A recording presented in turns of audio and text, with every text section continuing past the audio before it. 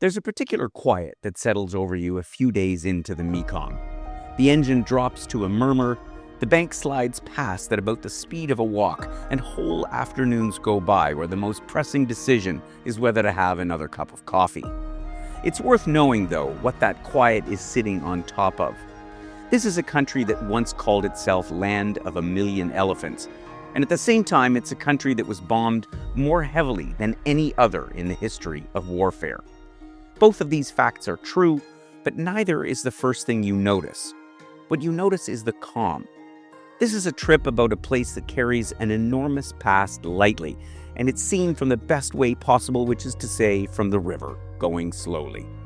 I'm Gordon Dreger, founder of Wheel and Anchor, and I'd like to share a little about our remarkable private journey along the Upper Mekong River. We start in northern Thailand, in the old Lana country, hitting Chiang Mai and then Chiang Rai a few hours north through the hills.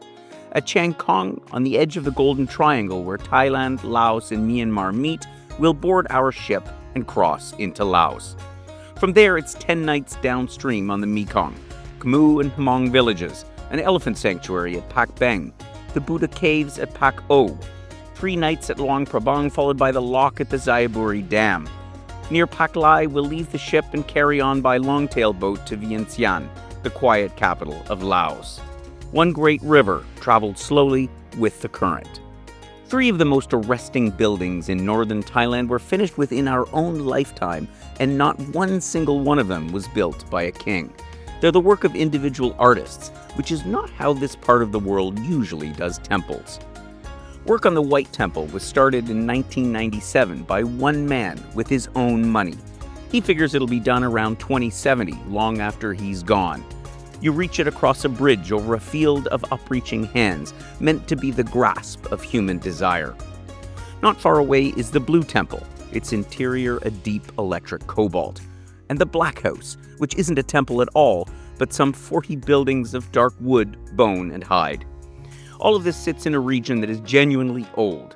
Chiang Mai itself has been around since 1296, its old town still ringed by the moat that first marked it out. Chiang Rai is older still.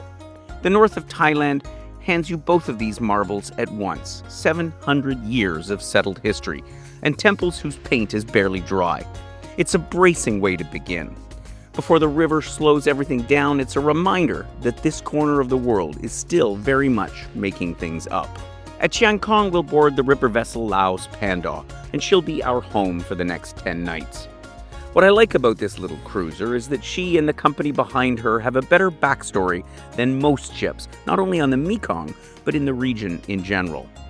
She began life as a cargo barge, hauling cement and rice upriver toward China.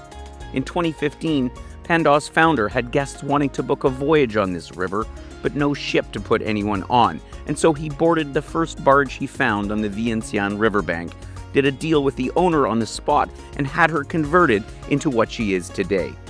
Her first sailing was November of that year, and the original owner is still her captain. She carries at most 20 guests, and we'll have her entirely to ourselves, the whole ship, chartered for our group alone. That matters more than it might sound because very few passenger vessels run this stretch of the Mekong at all. The river here is shallow and shifting, and most ships simply can't make it because of their draft.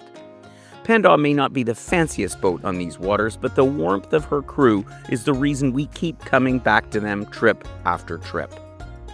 The rhythm is the ship's, not ours. Shoes come off at the gangway and stay off. The next day's plan goes up each evening at dinner, and it bends with the water and the weather. We move at 4 or 5 knots. That slowness isn't a compromise, it's the entire point.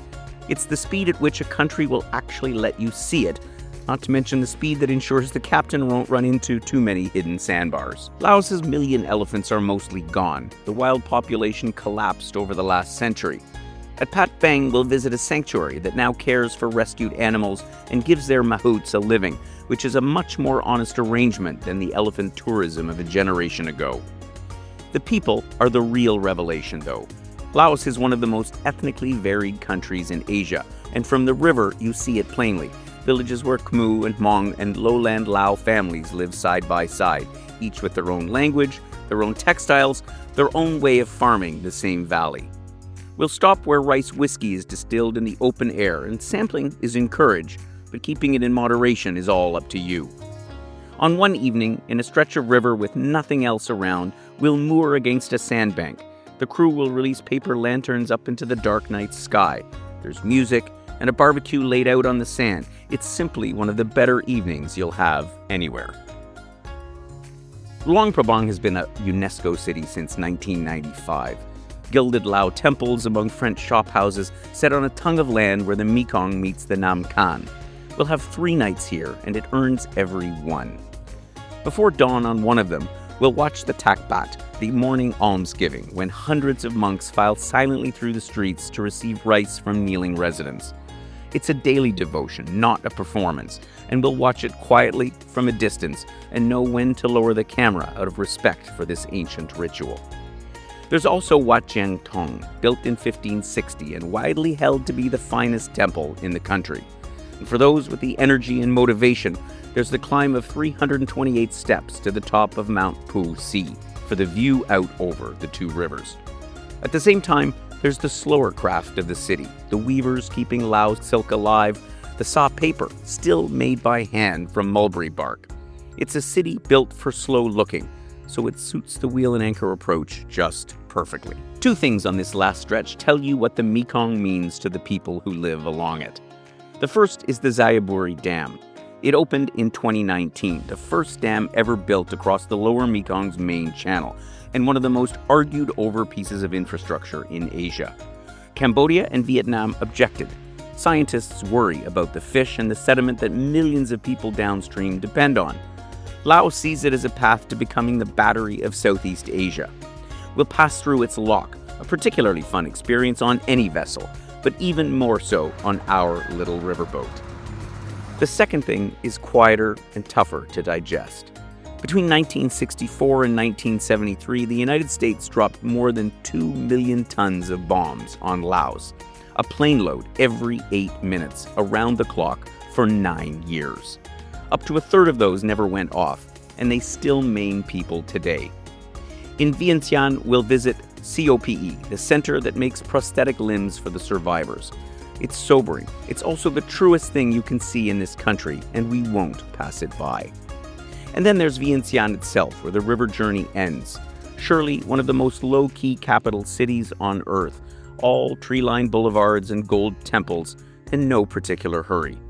After everything the river has carried, the quiet here lands differently.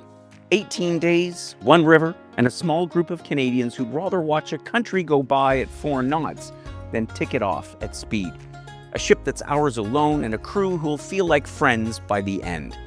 And the time to let Laos be exactly as quiet as it is. Come down the Mekong with us. We'd love to have you on board.